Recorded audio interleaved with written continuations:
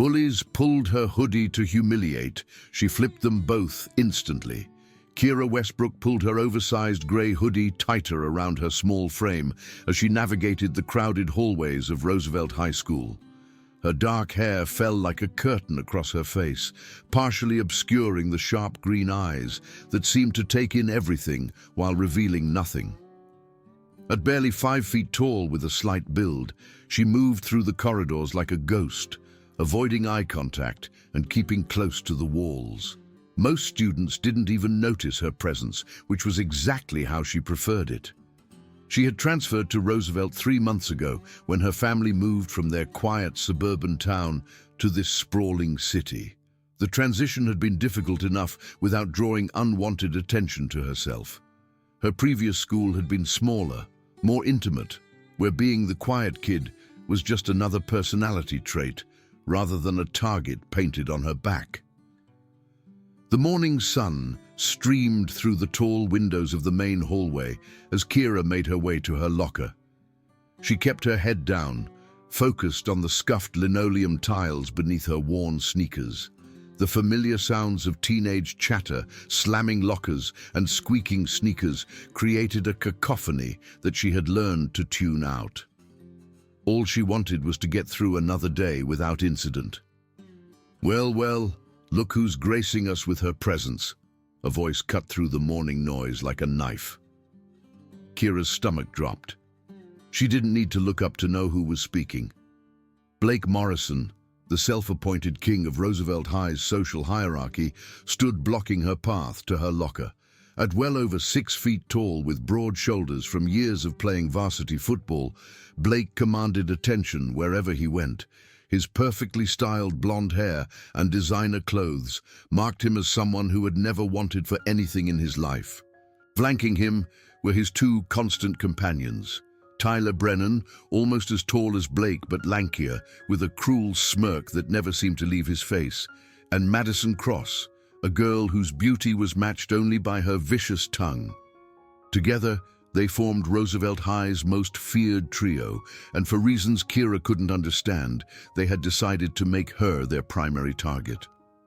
"I'm talking to you, Hoodie girl," Blake continued, his voice carrying that particular tone of mock friendliness that made Kira's skin crawl. "Don't you think it's rude to ignore someone when they're trying to be nice?"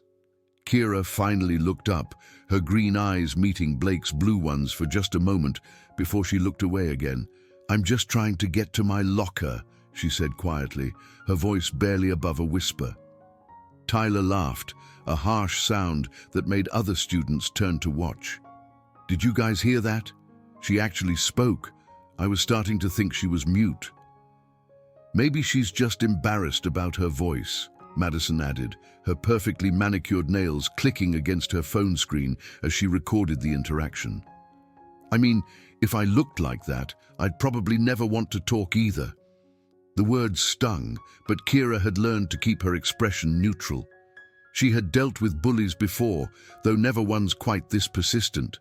In her previous school, ignoring them had eventually worked. They had grown bored and moved on to easier targets. But Blake and his friends seemed to view her silence as a challenge rather than a deterrent. "You know what your problem is," Blake said, stepping closer until Kira could smell his expensive cologne. "You think you're too good for us, walking around here like you're better than everyone else just because you keep to yourself." "I don't think that," Kira replied, her voice still quiet, but with a slight edge that she hoped they wouldn't notice. "Oh, so she does have opinions," Tyler said, circling around behind her like a predator. "Tell us, Hoodie girl, what do you think about? When you're sitting there all alone at lunch, what goes through that weird little head of yours?" Kira's hands clenched into fists inside her hoodie pocket. If only they knew what she was really thinking about. If only they knew about the hours she spent in her garage every evening, practicing the art that had consumed her life since she was 7 years old. If only they knew about the black belt she had earned last year, or the regional championship she had won just weeks before moving here, but they couldn't know. Her parents had made her promise to keep her martial arts training secret after the incident at her old school. A bully had pushed her too far, and she had responded with a perfectly executed throw that had sent him to the hospital with a concussion. The school had covered it up, calling it an accident, but her parents had been terrified of what might happen if word got out about their daughter's abilities. "Just leave me alone," Kira said, trying to step around Blake to reach her locker. Blake moved to block her path again, and his friends laughed. "Oh, come on. We're just trying to be friendly. You're new here, right? We're like the welcoming committee." "Some welcome," Kira muttered under her breath. "What was that?" Madison demanded, her voice sharp. "Did you just give us attitude?" Before Kira could respond, Blake reached out and flicked her hood back, exposing her face to the growing crowd of onlookers. Her dark hair tumbled down around her shoulders, and several students pulled out their phones to capture the moment. "There she is," Blake announced to his audience, "the mysterious hoodie girl, revealed at last." Kira quickly pulled her hood back up, her cheeks burning with humiliation. Around them, students were whispering and pointing, and she could hear the distinctive sound of phones recording video. This was exactly what she had been trying to avoid. "Oh, she's shy," Tyler said mockingly. "Don't worry, hoodie girl. We'll help you come out of your shell."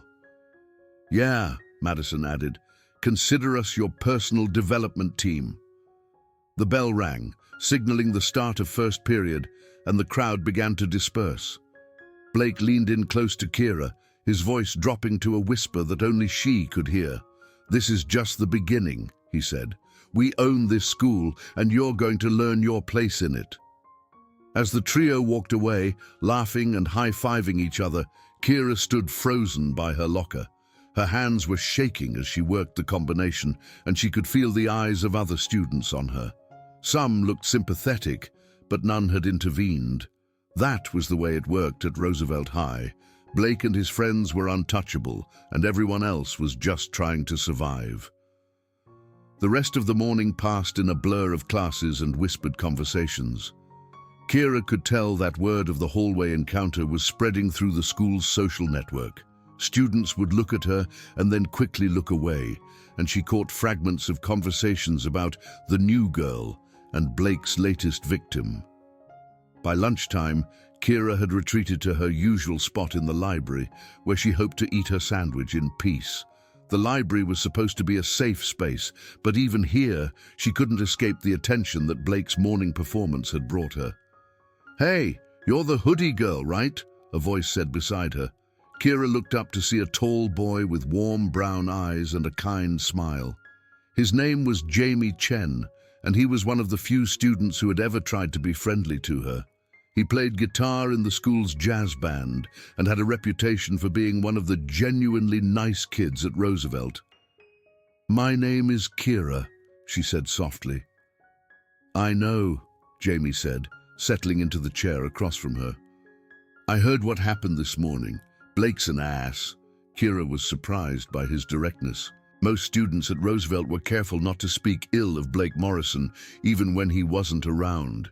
"It's fine," she said, though they both knew it wasn't. "No, it's not," Jamie insisted. "He had no right to do that to you. None of them did." For a moment, Kira felt a warmth spread through her chest. It had been so long since someone had shown her genuine kindness that she had almost forgotten what it felt like. Jamie's concern seemed real, not like the performative sympathy she sometimes got from teachers who saw the bullying but did nothing meaningful to stop it. "Thanks," she said, meaning it. "Look, I know we don't know each other very well, but if you ever want to sit with me and my friends at lunch, you're welcome to," Jamie offered. "We're not the cool kids, but we're not jerks either." Kira felt tears prick at her eyes. "That's really nice of you." "Think about it," Jamie said, standing up. "And hey, don't let Blake get to you. He's all talk." As Jamie walked away, Kira felt something she hadn't experienced in months. Hope. Maybe Roosevelt High didn't have to be a prison. Maybe she could find her place here after all. That hope was shattered 20 minutes later when Blake and his friends cornered her in the back stacks of the library. They had waited until the librarian stepped out for her break, leaving the space unmonitored. "Did you really think you could hide from us in here?" Blake asked, his voice low but menacing. "We saw you talking to Jamie Chen," Madison said, her voice dripping with fake sweetness. "Making friends, are we?" "He's a nice person," Kira said, trying to keep her voice steady. "Nice," Tyler laughed. "He's a loser, just like you. Perfect match." Blake stepped closer, and Kira could feel her heart racing. Every instinct she had was screaming at her to fight back, to use the skills that had been drilled into her through years of training. But she couldn't. She had made a promise. "Here's the thing about friends," Blake said, his voice taking on a dangerous edge. "When you're at the bottom of the food chain like you are, making friends just gives us more ways to hurt you." "What do you mean?" Kira asked, though she was afraid she already knew. "I mean, that sweet little Jamie might find himself having some problems if you don't learn to stay in your lane," Blake replied. "Maybe his guitar gets broken. Maybe his grades start slipping because his homework keeps disappearing. Maybe he starts getting the same treatment you're getting." The threat hit Kira like a physical blow.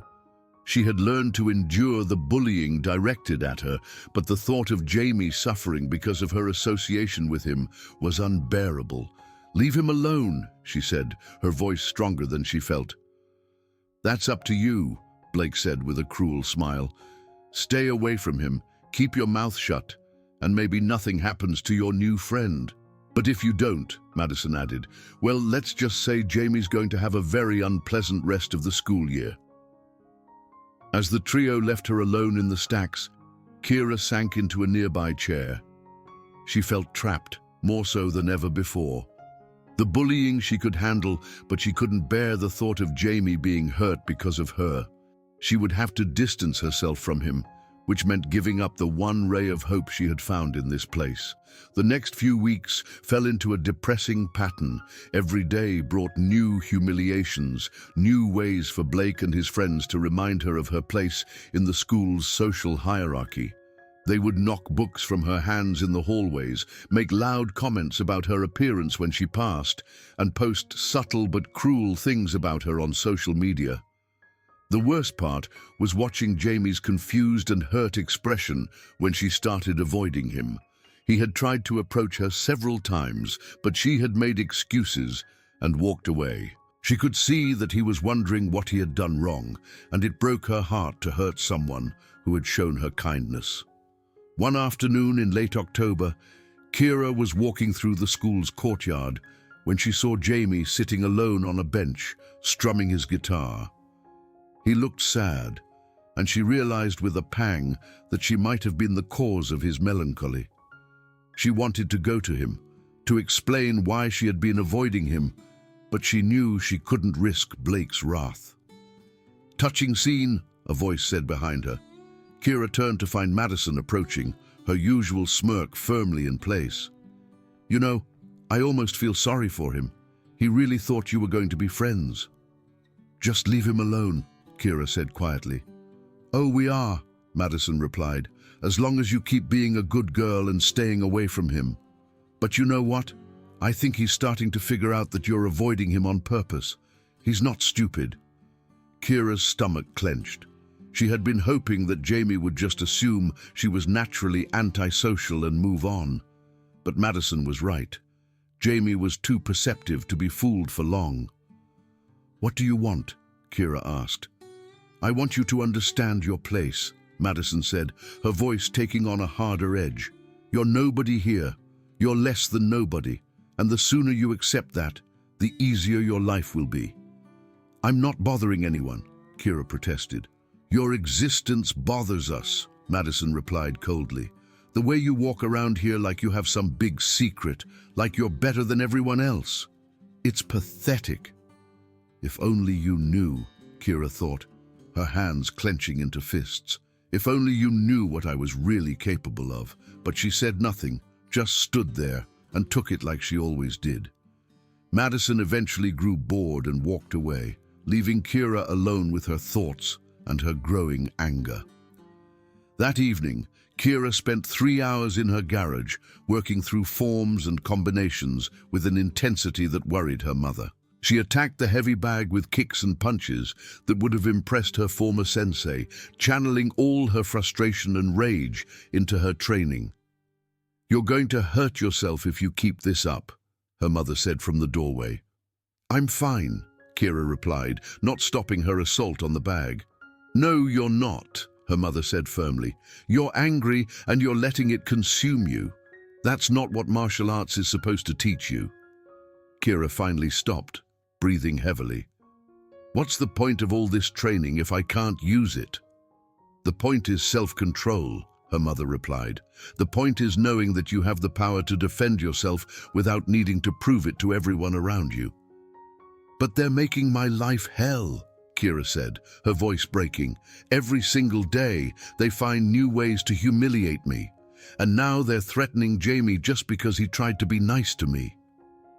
Her mother's expression softened. "I know it's hard, sweetheart, but you made a promise, and promises matter. There has to be another way." "Like what?" Kira asked bitterly. "Telling the teachers. They don't care. They see what's happening and they do nothing because Blake's family donates money to the school." "Then you find another way," her mother said. "But you don't break your promise unless you absolutely have to." "When would that be?" Kira asked. "When is it okay to fight back?" Her mother was quiet for a long moment. "When someone you care about is in immediate danger. When walking away is no longer an option. When doing nothing would cause more harm than fighting back." Those words would prove to be prophetic. The breaking point came on a cold November morning when Kira was walking to school. She had taken a different route to avoid Blake and his friends, but apparently they had anticipated this strategy. They were waiting for her in the small park that sat between her apartment and the school. "Going somewhere?" Blake asked, stepping out from behind a tree.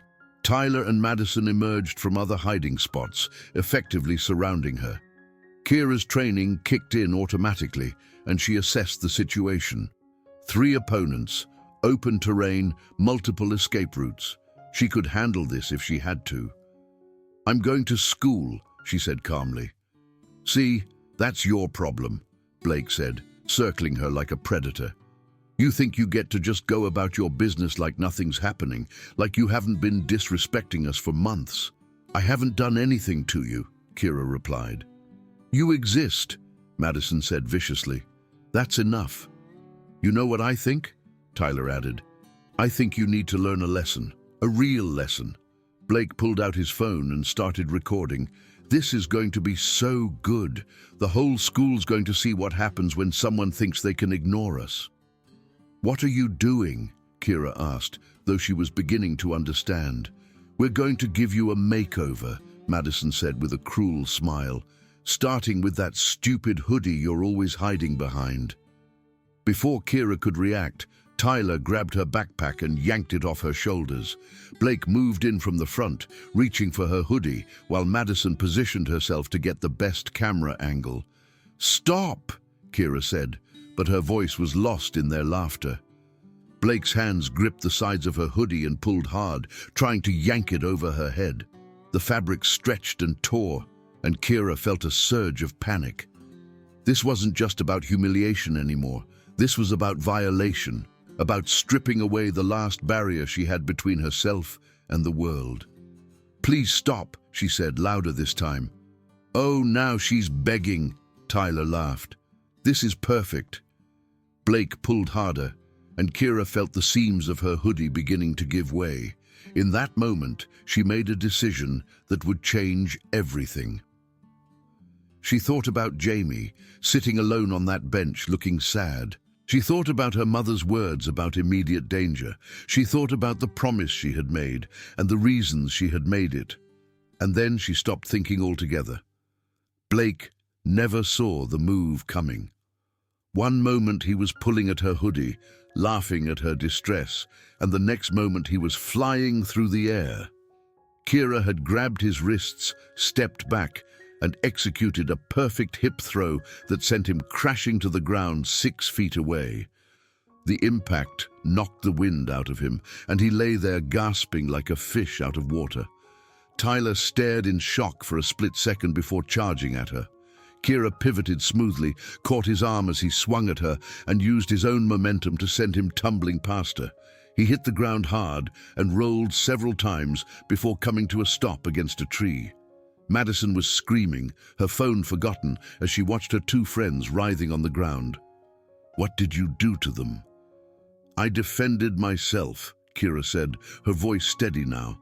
She felt different, like she had finally stepped into her own skin after months of hiding. Blake was trying to get to his feet, his face red with rage and embarrassment. "You little freak, what the hell was that?" "That was judo," Kira replied calmly. "And if you come at me again, I'll show you some karate too." Tyler was holding his shoulder, his face twisted in pain. "You're insane. You can't just attack people."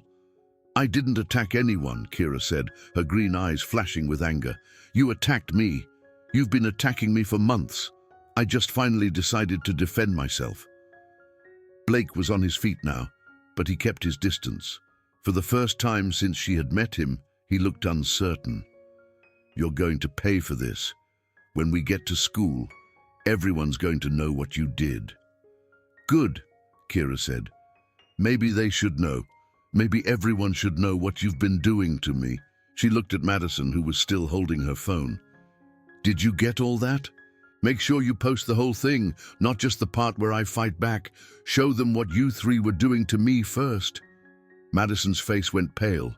The video she had captured would indeed show the attempted assault, and that would raise questions she didn't want to answer. "This isn't over," Blake snarled, but his voice lacked its usual confidence. "Yes, it is," Kira said firmly. "It's over because I'm not going to let you hurt me anymore. And if you even think about going after Jamie or anyone else, I'll make sure the whole school knows exactly what kind of person you really are." As the 3 bullies limped away, Kira stood in the park, feeling something she hadn't experienced in months. Freedom. The weight of secrecy and fear that had been crushing her was gone, replaced by a sense of empowerment that was almost intoxicating. She arrived at school to find that word of the park incident had already spread. Students were clustering in small groups, whispering and looking at her with a mixture of awe and fear. Some had seen Madison's video, which had indeed captured the entire encounter, including Blake's assault on her hoodie. "Kira!" Jamie appeared at her side, his face filled with concern. "Are you okay? I heard what happened." "I'm fine," she said, and for the first time in months, she meant it. "I can't believe you threw Blake Morrison," Jamie said, shaking his head in amazement. "Where did you learn to do that?" "I've been training in martial arts since I was 7, Kira admitted. "I just never told anyone." "Why not?" Jamie asked. Kira looked at him, this kind boy who had shown her friendship when she needed it most. "Because I was afraid of what would happen if people knew. I was afraid I'd hurt someone." "But you didn't hurt them," Jamie pointed out. "I mean, not really. You just stopped them from hurting you." Throughout the day, Kira noticed a dramatic change in how people treated her. Students who had previously ignored her now nodded respectfully when she passed. Others approached her to offer their support, sharing their own stories of being bullied by Blake and his friends. Blake himself was notably absent from his usual haunts. Word was that he had gone home early, claiming to be sick. Tyler was seen in the nurse's office, still favoring his shoulder, while Madison sat alone at lunch, her usual circle of followers having mysteriously dispersed. The real test came the next day. Kira was walking to her locker when she saw Blake approaching from the opposite direction. The hallway fell silent as other students sensed the potential confrontation. Blake's face was still bruised from his impact with the ground, and his usual swagger was notably absent. As they drew closer, Kira prepared herself for another fight. But as Blake reached her, something unexpected happened. He stepped aside, his eyes never meeting hers, and continued walking. The subtle gesture sent a clear message to everyone watching. The power dynamic had shifted. "Did Blake Morrison just back down?" a student whispered behind her. "Holy shit," another replied. "The world has officially ended." At lunch, Kira finally accepted Jamie's invitation to sit with his friends. They were a diverse group of artists, musicians, and academic overachievers who had formed their own tight-knit community outside the school's traditional social hierarchy. They welcomed her warmly, and for the first time since arriving at Roosevelt High, Kira felt like she belonged somewhere. "So you're like a secret ninja?" asked Rebecca, a girl with purple hair who edited the school newspaper.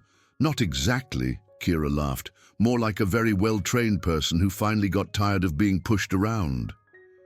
"Well, you've certainly made an impression," said Marcus, a quiet boy who was apparently some kind of math genius.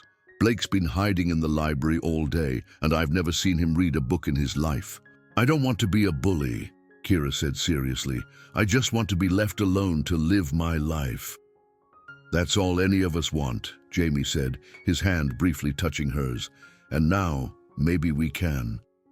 2 weeks later, Kira was surprised to find Blake waiting by her locker after school. He was alone, which was unusual, and his typical arrogance was nowhere to be seen. "Can I talk to you?" he asked quietly. Kira tensed, ready for anything, but Blake's posture was non-threatening. "What do you want?" "I want to apologize," he said, the words seeming to pain him. "What we did to you was wrong. What I did was wrong." Kira stared at him, shocked. This was the last thing she had expected. "Why are you telling me this?" Blake was quiet for a long moment. "Because my little sister saw the video. She asked me why I was being so mean to you, and I couldn't give her an answer that didn't make me sound like a monster." "You were being a monster," Kira said bluntly. "I know," Blake replied, his voice barely above a whisper. "I know, and I'm sorry. I can't take back what I did, but I can promise it won't happen again." Kira studied his face, looking for signs of deception. But Blake's regret seemed genuine, and she found herself remembering her mother's words about self-control and knowing when to fight. "Apology accepted," she said finally. "But if you ever come after me or my friends again, I won't be so restrained next time." Blake nodded. "I understand, and for what it's worth, I'm glad you finally stood up for yourself. Someone needed to put me in my place." As he walked away, Kira reflected on how much had changed. She was no longer the quiet, scared girl who had transferred to Roosevelt High 5 months ago. She had found her voice, her strength, and most importantly, her place in the world. The transformation wasn't just about her ability to defend herself physically. It was about the confidence that came from knowing she didn't have to accept mistreatment from anyone. She had learned that sometimes the only way to stop a bully was to show them that you weren't going to be their victim anymore. Jamie appeared beside her, his guitar case slung over his shoulder. "Ready to go?" "Where are we going?" Kira asked.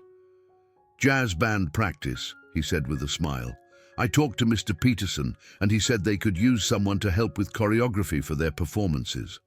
Apparently, martial arts and music have more in common than you'd think." Kira laughed, feeling lighter than she had in years. "I'd like that." As they walked down the hall together, Kira pulled back her hood and let her hair fall freely around her shoulders. She no longer needed to hide behind fabric and shadows.